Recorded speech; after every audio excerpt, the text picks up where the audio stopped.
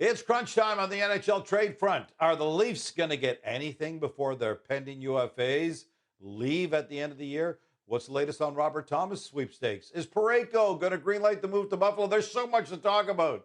Details on these stories and more with our insider, Chris Johnston. CJ, the worst case scenario for the Leafs would be to see guys walk out the door at the end of the season and get nothing in return. What's the latest on that front out of Toronto? Well, I think Brad Treliving and his staff would agree with your assessment there. That would be the worst case scenario. And they're pretty confident, even though that offers have been a little slow to this juncture, at least until Thursday morning, that they're still going to be able to get some selling done. And there's a good reason for that. First of all, they've got the players, I think, that can move on this market. Guys like Bobby McMahon and Scott Lawton, who are pending UFAs, a pretty reliable defenseman, and Oliver Ekman-Larsson. All three of those players, of course, scratched on Wednesday night in New Jersey for roster-related reasons. But on top of the players themselves they're selling, the Leafs have a lot of flexibility. They have all three spots remaining where they can retain salary on up to three players. They also have a lot of cap space, Gino, and I think that they have an ability to take back contracts if that's something that will help juice a return or perhaps get a deal across the finish line. And so, look at the deal that went down between Chicago and Edmonton on Wednesday night, where the Blackhawks took on Andrew Mangiapane's contract, held back half of Jason Dickinson's in order to get a first round pick.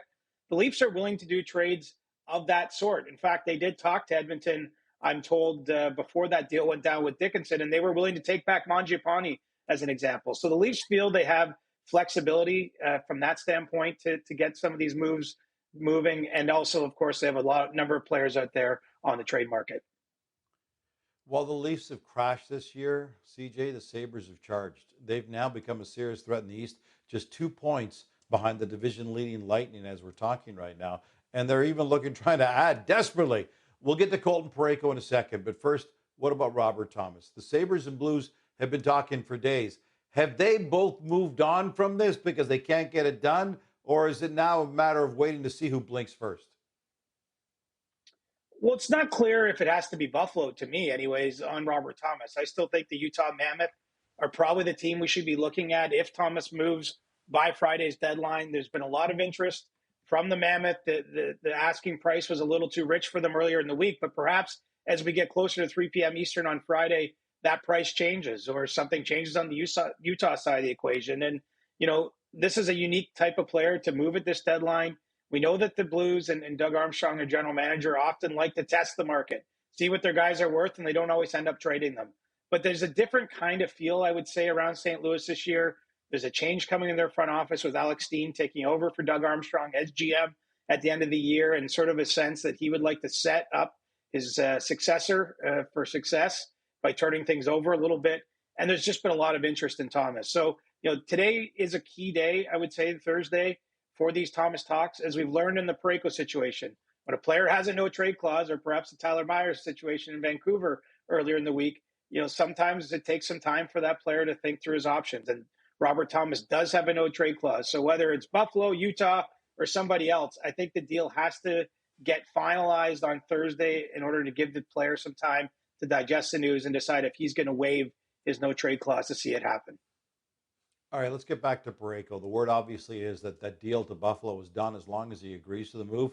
What are you hearing out of the camp of the Olympic silver medalist? There's a lot of mixed signals right now, and it's a tough one to get a firm handle on. I mean, there are people out there that believe he is ultimately going to green light this deal and waive it. And, once he goes through this period of thinking things through, but there have been some other voices who are saying it's not. And so I'm not going to guess at this stage, but, it's pretty unusual to have a situation like this where you have a trade being out there in the public. Our Darren Drager broke it on Wednesday, broke the news of the fact the Sabres and Blues had reached this agreement pending Parayko signing off on it, and to be sitting here more than 12 hours later where it's still hanging out in the air is a little strange. So, you have to think that given everything that the Blues will find a way to make this work. But whether it's in Buffalo or if it has to be somewhere else, I mean, this is a big meatball just hanging out there. And as the time passes, I think there's a little bit more doubt about whether Parayko will, in fact, greenlight the move. All right, CJ, I don't want to keep you away from your phone too long, but one more guy I want to talk about. New York Range centerman Vincent Trocheck. He's number one on our trade bait board. He comes in with term this year and two more at 5.625 mil per season. What's the word there? Well, the ask right now is still deemed a bit too rich for some of the contenders. And what I can tell you on Thursday morning is the Minnesota Wild, for the time being at least, who have largely been seen as the favorite to get Trocheck, they've stepped back in these talks. And that's not to say it can't, get going again between now and Friday. This is a negotiation. We are at a time where everything is quite fluid in the marketplace. But, it is kind of hanging out there as a possibility. The Rangers might not be able to get the ask needed to move on from Trocheck. We should note the Rangers do play the Maple Leafs on Thursday night. Head coach Mike Sullivan said his entire team is a game time decision. So remains to be seen if Trocheck will actually be in uniform on this night or if it will be perhaps him being a roster related scratch for the Rangers. But, right now it seems that New York's having a difficult time quite getting the price they're looking for. And, there are multiple centermen out there, whether it's Thomas, Nazem Kadri as well, for teams to look at. And, ultimately the Minnesota Wild have made a big move already in season, getting Quinn Hughes, traded a lot of their futures in that package. They've made a couple smaller deals here of late. And, they don't necessarily feel they have to go big game hunting if they find the price not to their liking. Trade talk and the news continues to flow in. You can follow CJ, Pierre, and Dregs on social media all day long. Then they'll have a full recap of the day's activities live on the early edition of SportsCenter.